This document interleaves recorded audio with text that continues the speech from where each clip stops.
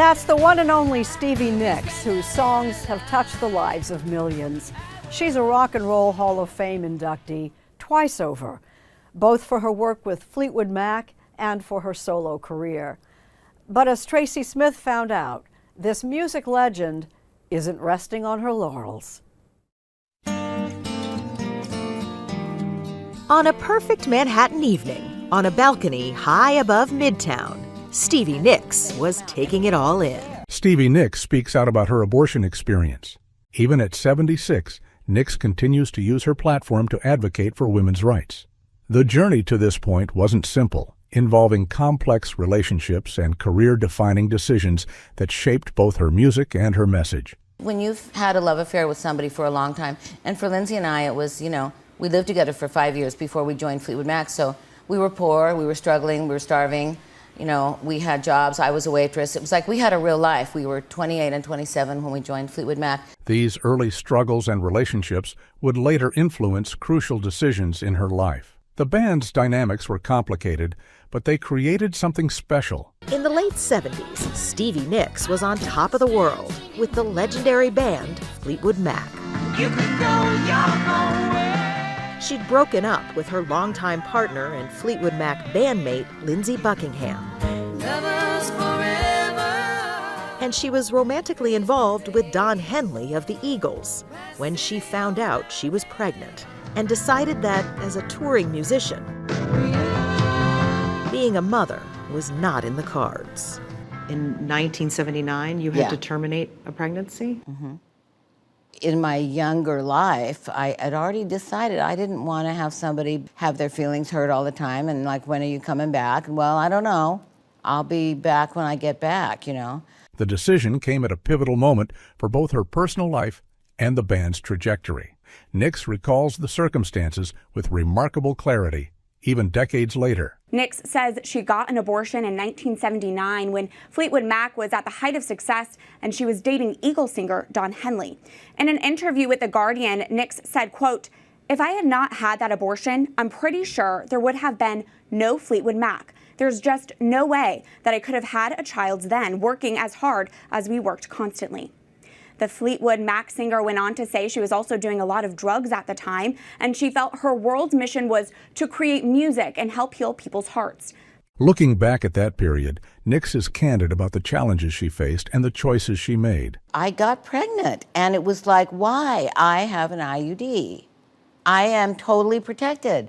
I have a great gynecologist. How come this has happened? So you took all the precautions? Yes, and I'm like, this can't be happening.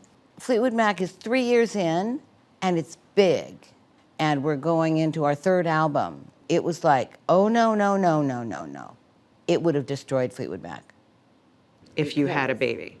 Absolutely, because many reasons. I would have tried my best to get through, being in the studio every single day, expecting a child, but mostly having a child with Don Henley would not have gone over big in Fleetwood Mac with Lindsay and me, who we'd been broken up for 2 or 3 years. It would have been a nightmare scenario for me to live through. The complexities of band relationships continued to shape her journey, creating a unique dynamic that persists to this day. So it's magical. Yeah. And the people see it. And when we walk on stage, we are still able to pull back that love affair, and we can have it. The audience gets to have it, and everybody enjoys it. And when we walk off the stage, we go to our own separate limousine and we go to our own separate hotel. Years later, when Roe v. Wade was overturned, Nicks felt compelled to speak out. Her response was swift and decisive. She says the inspiration struck a few months after Roe v. Wade was overturned, and it took her less than a day to write the song and record it.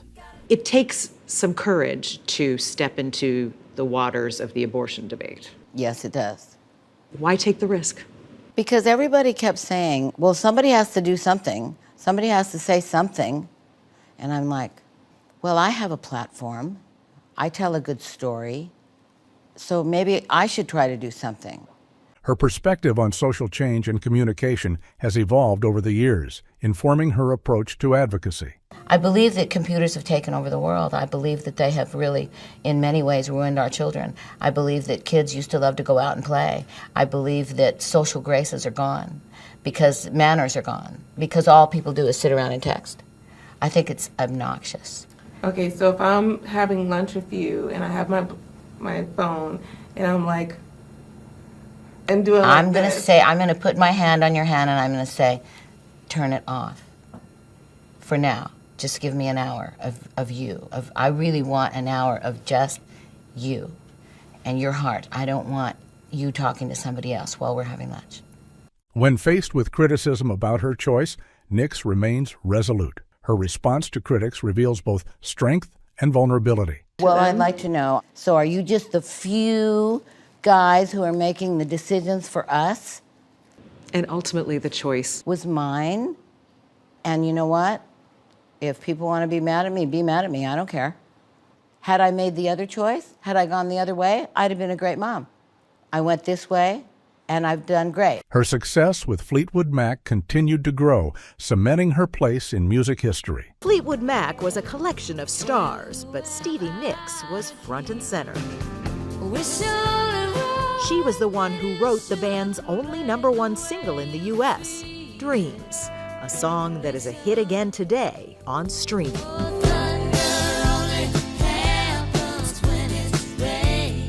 But if Dreams is about heartache and vulnerability, Stevie Nicks' new song is just the opposite. I have my scars, you have yours. It's about fighting for the same reproductive rights that she had.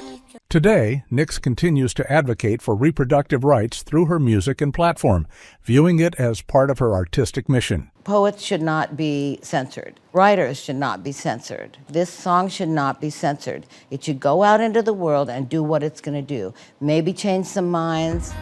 You better learn how to fight. You better say it out loud. There is a God, and God gave me this talent to sing and write and dance. So I'm doing my job.